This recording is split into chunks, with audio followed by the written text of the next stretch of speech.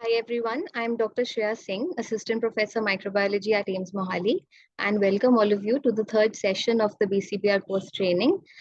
Today we'll be talking about the topic of literature review. Now, before we get into the main topic, I'll just cover a little bit about why we need to do a literature review in the first place. So there are basically three reasons. The first is to gain knowledge about a particular topic. The second is to avoid repetition of work because sometimes the same kind of work has already been done in other centers and there's no point in replicating it. It saves a lot of time and money and effort and resources on your part.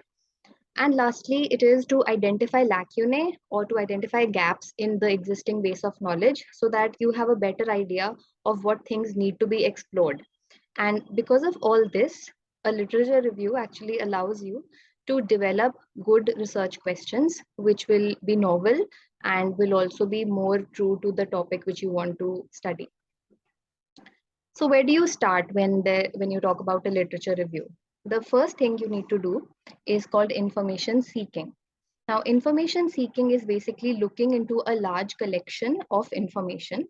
Usually, you can do this by looking at online databases, by going to libraries, by reading books, or talking to experts. So all this is form of information seeking. But from all this information, there is usually just a subset which is actually relevant to your topic or your study in general. So that subset, if you identify it and retrieve it, is called information retrieval. And that's the main crux of any literature review. Now, the main thing you need to know is how to do a literature search. And the best thing that you have to know is about the databases. So there are actually a large number of databases which are currently available, which provide access to various journals. And the ones which are most commonly used are Medline.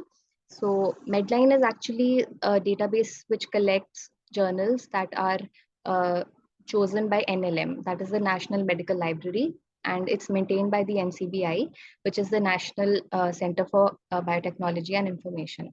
So all these journals are actually catalogued and maintained in Medline as a database by the National Library of Medicine in USA. But this collection, we cannot see it unless we use an interface. So how do we access this Medline collection of journals? We access it with the help of an interface called PubMed. So you can either use PubMed as your search engine or interface, or you can even use others such as Ovid. But PubMed is actually free, so it's a good idea to use that, and that's the one which people most commonly use. There are also other databases which are available, for example, Embase, SynHealth, Web of Science, PsycInfo, and there are a lot of other resources as well. But the most common search which people do is a PubMed Medline search. So whenever you want to start doing your search, before that, you need to be sure about your question. You need to sure about what you want to search, what is your PICO, which you've already covered in your previous sessions. And you conduct a preliminary search to identify what are the relevant topics that cover the concept which you want to study. Then you start your search. Now your search can either be a text word search. In a text word search, what you do is that you just write the term which you want to search in your search tab. So for example, if I want to search articles on COVID, I will just write COVID in the search tab and click enter.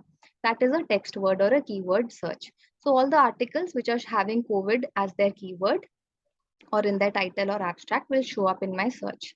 Another type of search is a mesh search. So what is a mesh term? Mesh basically stands for medical subject headings. Now, why has this concept come up is because authors sometimes refer to the same concept by different names. For example, like I said, COVID. If I want to search for an article on COVID, I can either write COVID, but sometimes people would have referred to it as something else, like SARS-CoV-2. Some articles might have referred to it as coronavirus. Some might have referred to it as COVID-19 or even COVID-19. So all these are considered as different text words. If I write only one, the other articles will be missed in my search. Therefore, the NLM has come up with medical subject headings, which is basically a controlled hierarchically organized vocabulary by the NLM. And each article is tagged by about 5 to 15 mesh terms. So even if you write one term like COVID, the mesh subheadings will include all these. And so all the articles with these text words will come up in your search. Another thing you need to know is Boolean operators. Now, Boolean operators are basically simple words like and, or, and not. And these are used as conjunctions to either combine keywords in a search or to exclude a particular keyword. So you don't have to do search for different words separately. You can do a single search in which all your keywords are included, just connected by these simple Boolean operators. That makes your result more focused and productive, and it also saves a lot of time and effort. So this is what the homepage of PubMed looks like. As you can see, it comprises nearly 34 million citations of literature from Medline. Over here, if you see, there's a small tab called Advanced. When you click on Advanced, then this screen opens up, and this is actually the PubMed Advanced Search Builder.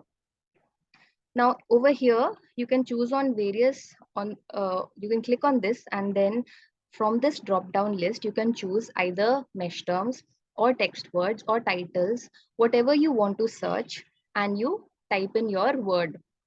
After that, you add this, and after adding this, it comes inside your search query box. If you want to search more than 2 words, then you can add a Boolean operator from here, and, or not, and then click on enter, and then that entire search will come inside your query box. Now, after you click on search, this is what comes up. For example, over here, I've searched for COVID and ICU. So all articles in which both COVID and ICU are present will show up, and it gives around 11,000 results. If I write COVID, not ICU, then those articles which are about COVID but does not include any ICU patients, those studies will come up, and this is about 2 lakhs. Lastly, if I search for COVID or ICU, then I'm getting a lot of results, around 4 lakh results, because this is going to include all the studies which have either COVID or ICU. Now, these ICU patients may be with or without COVID, it doesn't matter. It's going to take up all these in the result section. So this just goes to show that if you use a correct Boolean operator, you can minimize your the data which you don't want, or actually gives result to a lot of search hits. Now, finally, when you've got your result, once you've got your articles and you start seeing them, you need to know whether they're of actual value or not. So how do you do that? You do something called critical appraisal, which is fundamentally a process of carefully and systematically examining research to see its validity, trustworthiness, and value.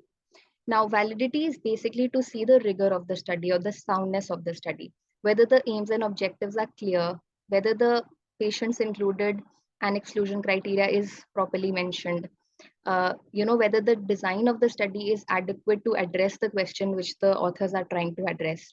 All that comes in validity. In trustworthiness, we basically check on the results to see if it looks like there is falsification of data. Have the statistical tests been properly elucidated? Has the correct test been used for the correct assessment?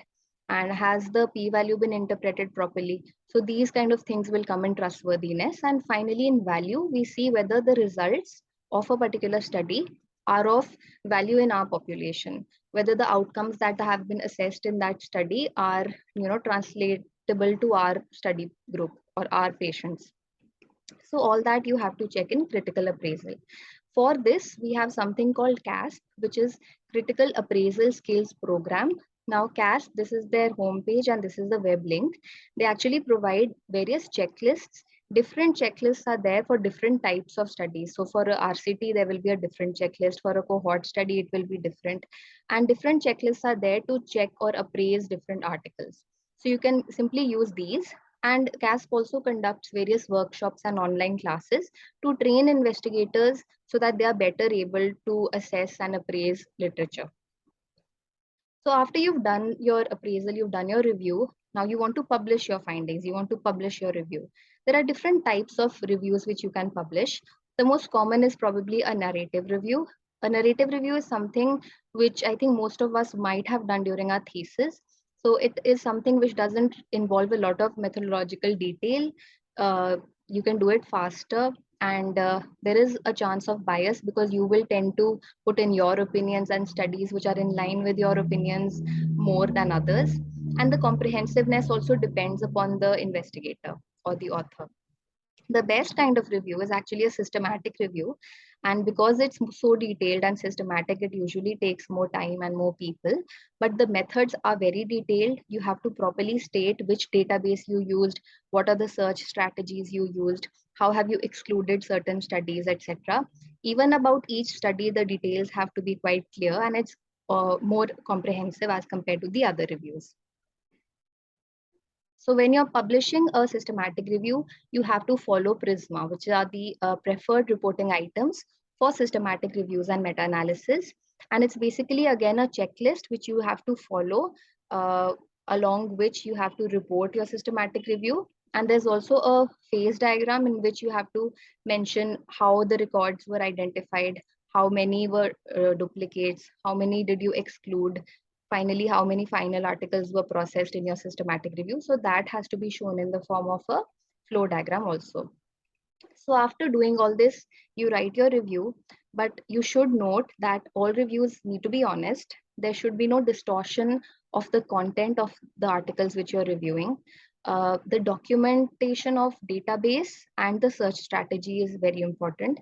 And you should always provide a table summarizing the findings of each study, as well as address the limitations of the studies which you have included. Now, this doesn't mean you have to bash upon the authors which you don't like, but you have to be as scientific as possible. So with all that, we've come to the end of today's session. Thank you very much.